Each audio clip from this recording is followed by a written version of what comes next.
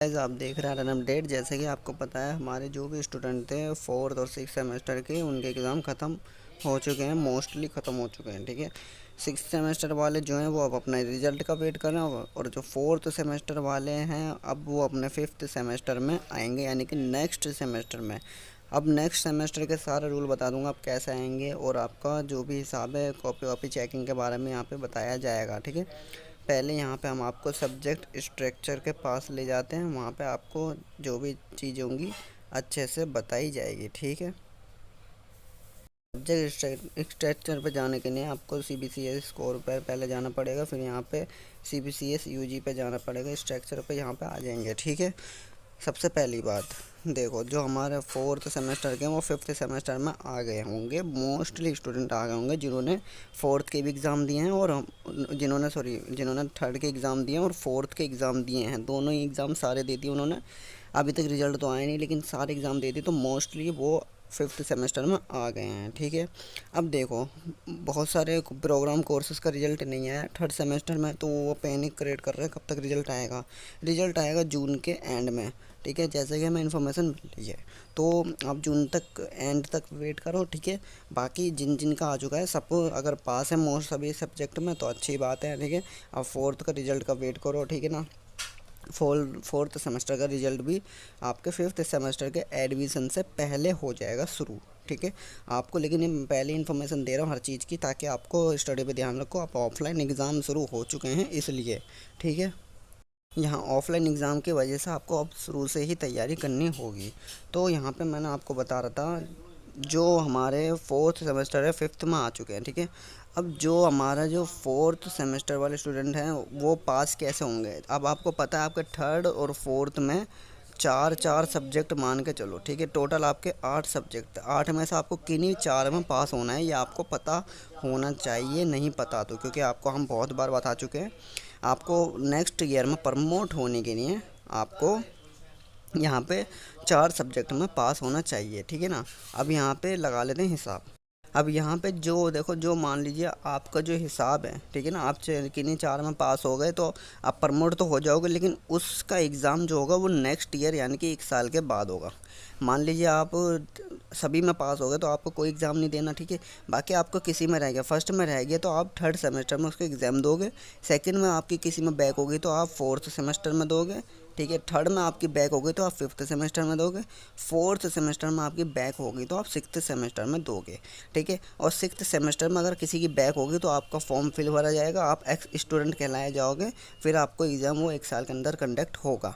ठीक है ना, यहाँ पे ये रूल कहता है प्रमोट का रूल। ठीक है ना, यानी कि आपको 4 में से ज़रूरी नहीं 8 में से आप 4 में ही पास हो, कोशिश यही करो सब में पास हो जाओ। ठीक है, और यहाँ पे आप पास हो जाओगे तो आपके सारा सार क्लियर हो जाएगा।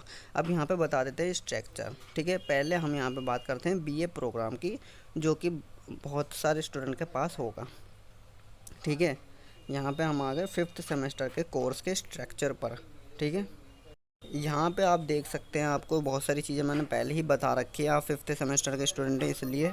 तो यहाँ पे डिसिप्लिन, स्किल और जनरल इलेक्टिव आपका कोर्स यहाँ पे आ जाएगा। ठीक है, जैसे कि आपको पता है डिसिप्लिन कोर्सेज जो आपके 2 कोर्सेज होंगे वो आपके कभी चेंज नहीं होते हैं। ठीक है, मान लीजिए इकोनॉमिक्स और एजुकेशन, ये आपके फिफ्थ सेमेस्टर में भी वही रहेगा जो फोर्थ में था, यानी कि बस इनका नाम और इनकी जो सब्जेक्ट पढ़ने वाले हैं वो आगे बढ़ा दिए जाएंगे, उनकी स्टडी आगे की जाएगी, बाकी सब्जेक्ट वही रहेगा। ठीक है, तो डिसिप्लिन को तो आप छेड़ना ही मत। ठीक है ना, अब यहाँ पे बात करते हैं स्किल इन्हांसमेंट कोर्स की। ठीक है ना, स्किल इन्हांसमेंट कोर्स में से जैसे कि अभी बहुत सारे स्टूडेंट ने एजुकेशन लिया होगा, या फिर इकोनॉमिक्स ली होगी, ठीक है ना, या हिस्ट्री ली होगी। ठीक है, तो यहाँ पे भी वही रूल है जो डिसिप्लिन में है, इसको आप आगे कंटिन्यू कर सकते हैं सिक्स्थ सेमेस्टर तक। ठीक है, यानी कि जिनने एजुकेशन पढ़ी तो वो आगे एजुकेशन ले लेगा, तो उसके लिए वही सही रहेगा, क्योंकि आपका ये एक बेस बन चुका है, आपने इसे पढ़ चुके हैं, तो आगे आपको अच्छे से समझ में आएगी। तो यही करें, बाकी आप पे आपके पास ऑप्शन होगा, आप कोई भी एक ले सकते हैं। ठीक है, अगर बदलना चाहें तो। ठीक है ना, बाकी अगर नहीं बदलेंगे तो आपके लिए अच्छा रहेगा, क्योंकि आपको वही सब्जेक्ट पढ़ने को मिल जाएगा। ठीक है, अब यहाँ पे बात करते हैं हम जनरल इलेक्टिव कोर्स में। ठीक है, जैसे कि आपको पता है यहाँ पे आपको इन्होंने भी अब इसमें ऑप्शन दे दिया है, इकोनॉमिक्स दे रखी है, इंग्लिश दे रखी है, हिंदी दे रखी है, और हिस्ट्री और यहाँ पे वो। अब यहाँ पे आपको एक बात ध्यान देनी है, ठीक है। जैसे कि आपने हिंदी लेनी है तो आपको हिंदी इसमें भी आगे के दे दिया, आपके फोर्थ सेमेस्टर में हिंदी अनुवाद यहाँ पे दे रखी है, और पहले कौन सा था वो, कोई सी भी थी हिंदी वो दे रखी थी, ठीक है। तो यहाँ पे आप भी अपनी एक चॉइस ले सकते हैं। अगर आपको इंग्लिश पढ़नी है, इंग्लिश बेस्ट सेलर या फिर इकोनॉमिक्स पढ़नी है, तो आप इसमें ले सकते हैं आपकी इच्छा के अनुसार, ठीक है ना। एडमिशन कब होंगे ये भी आपको बता देते हैं, ठीक है। अभी तो पहले आपको मैं सबके कोर्सेस क्लियर करवा दूँ।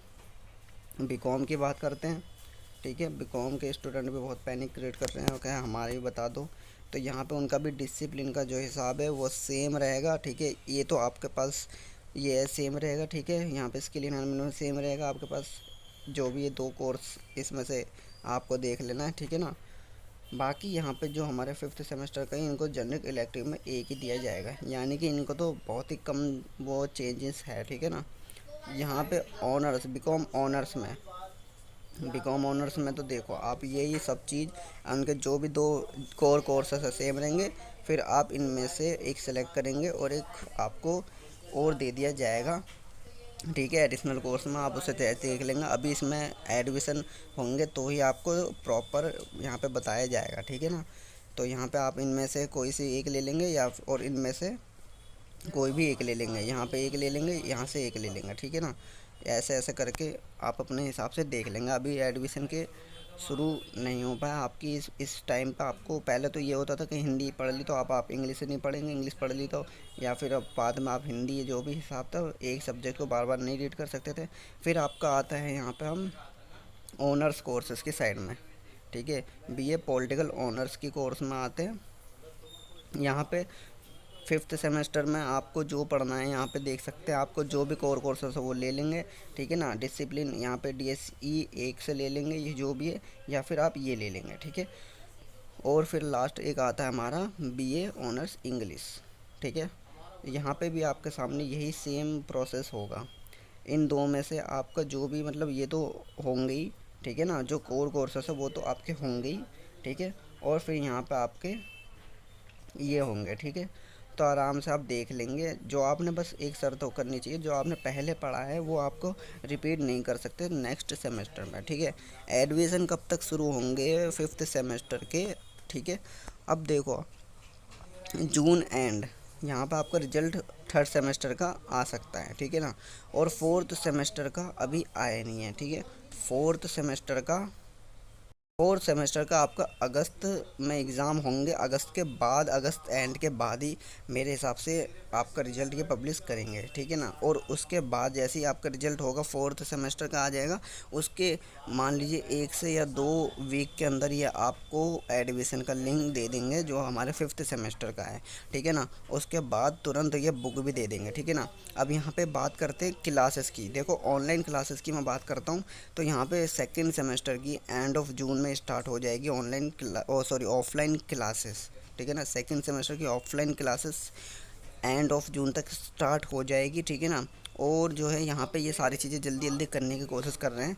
तो अभी 5th सेमेस्टर का भी एक तरीके से यही मान लो कि उनकी भी क्लासेस अभी थोड़ा टाइम लगेगा, 1 मंथ के करीब लगेगा उनके क्लास को शुरू होने में। तो जैसे ही आपको शुरू होगी क्लासेस बता दिया जाएगा आपको, ठीक है। तो पैनिक क्रिएट ना करें, आप अपने सब्जेक्ट अच्छे से देख ले। स्ट्रक्चर पर जाकर लिंक मैं डिस्क्रिप्शन में भी दे दूँगा। वीडियो को ज़्यादा से ज़्यादा शेयर करें, वीडियो को ज़रूर लाइक करें ताकि हमारा मोटिवेशन बना रहे, और आप हमारे चैनल को सब्सक्राइब जरूर करते हैं। Thank you.